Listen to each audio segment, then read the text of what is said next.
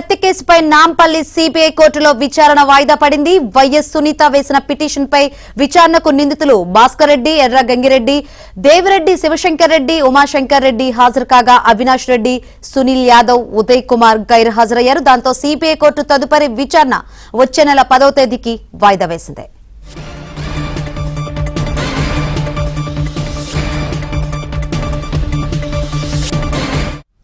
మరోవైపు వివేక హత్యపై లోతైన దర్యాప్తు జరపాలన్న సిబిఐ పిటిషన్ పైన నాంపల్లి సిబిఐ కోర్టులో విచారణ జరిగింది.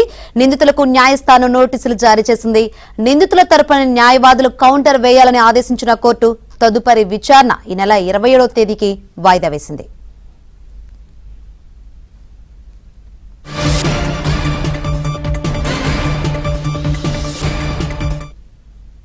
సిబిఐ కోర్టులో విచారణ సంబంధించి మరిన్ని వివరాలు అందించేందుకు మా ప్రతినిధి ప్రవీణ్ సిద్ధంగా ఉన్నారు. ప్రవీణ్, వివేక హత్య కేసు ఇప్పటికే 2 కేసులకు సంబంధించి ఈ రోజు విచారణ కొనసాగింది. అయితే వివేక హత్య కేసులో ఈ కేసులో నిందితులుగా ఉన్నటువంటి వైఎస్ భాస్కర్ రెడ్డి, దేవిరెడ్డి శివశంకర్ రెడ్డి, ఎర్రగంగిరెడ్డి, గజ్జల ఉమాశంకర్ రెడ్డి కోర్టుకు హాజరైనటువంటి పరిస్థితి అయితే కనపడుతుంది. ఇక వైఎస్ అవినాష్ రెడ్డి కావచ్చు, సునీల్ యాదవ్, ఉదయ్ కుమార్ రెడ్డి వీరు ముగ్గురు కూడా ఈ రోజు విచారణకు హాజరు కాలేదు. అయితే ఈ ప్రధాన కేసు ఏదైతే ఉందో హత్య కేసు, ఈ కేసు తదుపరి విచారణ వచ్చే నెల 10వ తారీఖు వాయిదా వేయడం జరిగింది.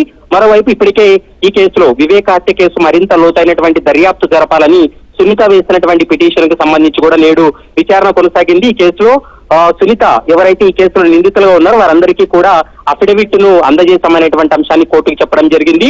మరోవైపు కోర్టు నుంచి కూడా మరోసారి నోటీసులు అందించారు. ఈ నెల 27వ తారీఖు లోపు సునీత లేవనెత్తినటువంటి అంశాలపైన ఆ పిటిషన్ కు సంబంధించి కౌంటర్ దాఖలు చేయాలంటూ కూడా నిందితుల తరపు న్యాయవాదులకు కూడా సిబిఐ కోర్టు ఆదేశించినటువంటి పరిస్థితి అయితే కనపడుతుంది. ముఖ్యంగా ఈ రోజు జరిగినటువంటి విచారణలో తన తండ్రి హత్య కేసులో లోతైనటువంటి దర్యాప్తు జరపకపోతే అసలైన వ్యక్తులు తప్పించుకునేటువంటి ప్రమాదం ఉందంటూ కూడా సునీత తరపు న్యాయవాది న్యాయస్థానం దృష్టికి కూడా తీసుకెళ్లినటువంటి పరిస్థితి అయితే కనపడుతుంది. కాబట్టి 27వ తారీఖు లోపు నిందితులు కౌంటర్ వేసిన తర్వాత 27వ తారీఖు మరోసారి ఈ కేసుకు సంబంధించి వాదనలు కొనసాగుతాయి. ఇరు వాదనలు విన్న తర్వాత కోర్టు ఎలాంటి నిర్ణయం తీసుకోబోతుందనేది మాత్రం చూడాల్సినటువంటి అవసరం ఉంటుంది. Shankari, right, thank you Praveen.